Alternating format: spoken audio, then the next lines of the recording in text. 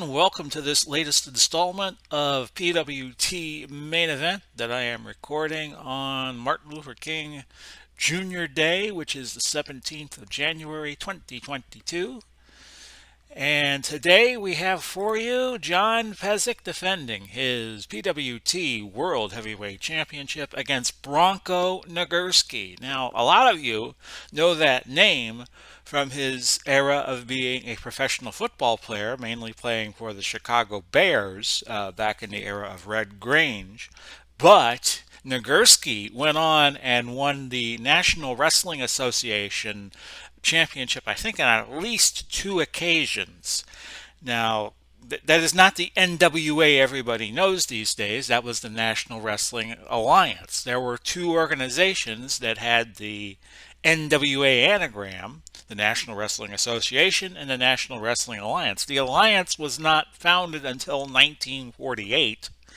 But before that, there was an organization that used the same lettering, NWA, but was not. The two organizations were not the same.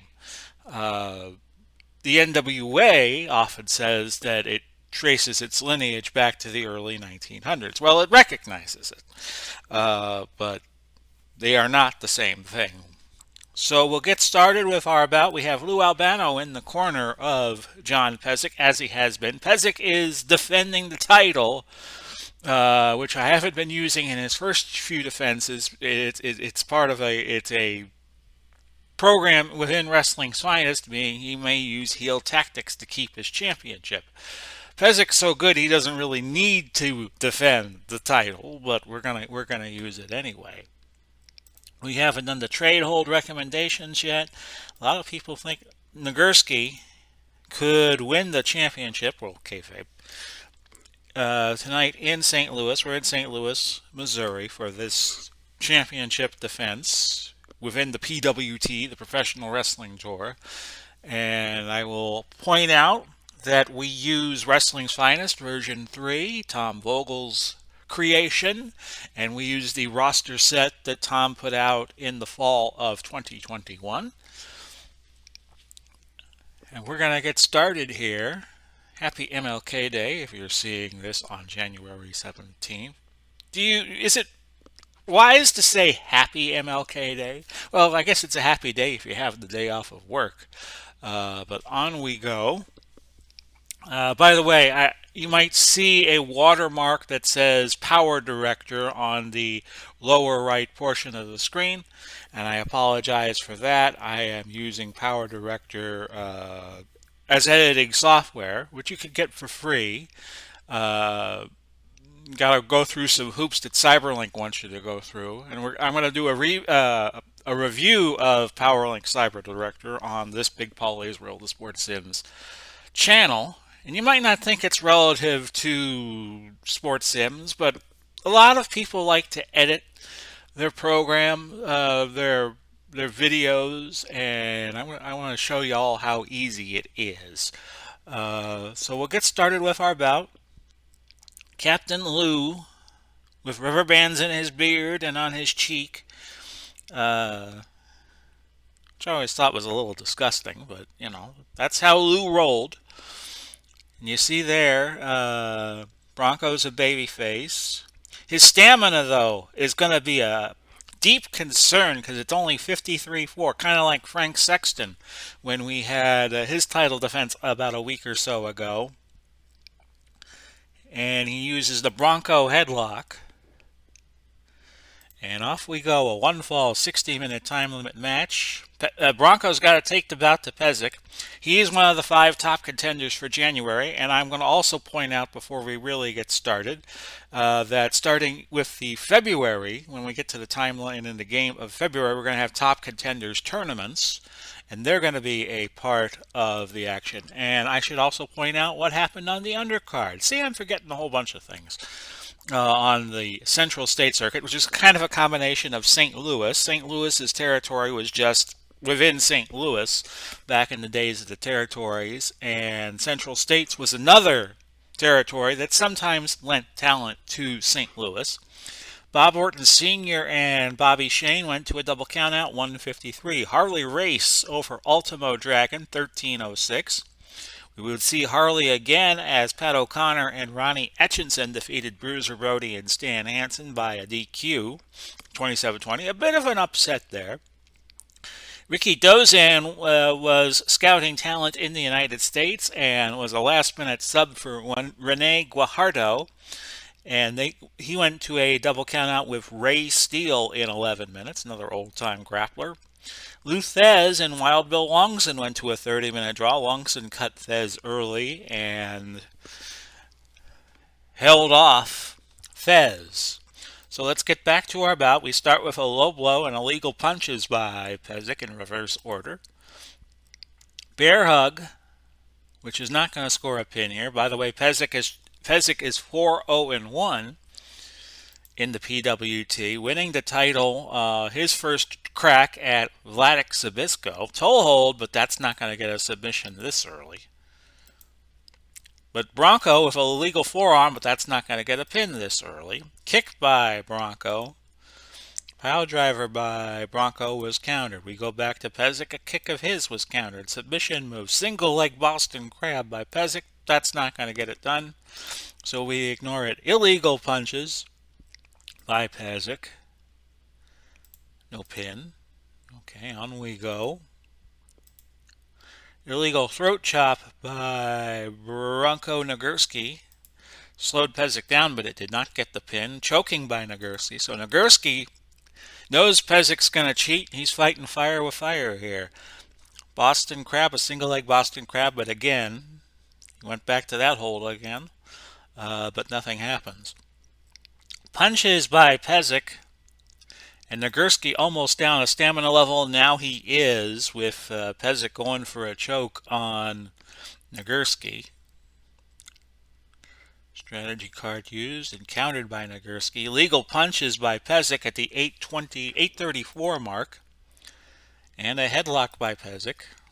So these two guys are from the era where they didn't do a lot of the high-flying tactics you see nowadays. Just everything is kind of grounded in the wrestling that you would see on the amateur level, or for the most part. Illegal punches by Pesek. You wouldn't see that in a Olympic-style wrestling match. Shame that in the next Olympics, which I think is going to be in Paris in 2024, they are discontinuing wrestling, amateur wrestling. Bronko Nagurski gets a little more aggressive, and he's worn Pesek down a little bit, 15 points off of his stamina. Pesek is leading at this point by 31, now 25 points as Nagurski gets a kick in there, 10:46, 11:10 in. Illegal chop by Nagurski, and an arm hold by Nagurski. Thinking with a guy with the stamina disadvantage that Nagurski has is you got to get him early, and Pesek is kind of hard to get this early in a bout. You got to have something flukish happen, as was the case in GSW, which was the first federation I ran using Wrestling's Finest. Jim Londo's getting Farmer Burns. Arm hold by Nagurski, followed by some more choking.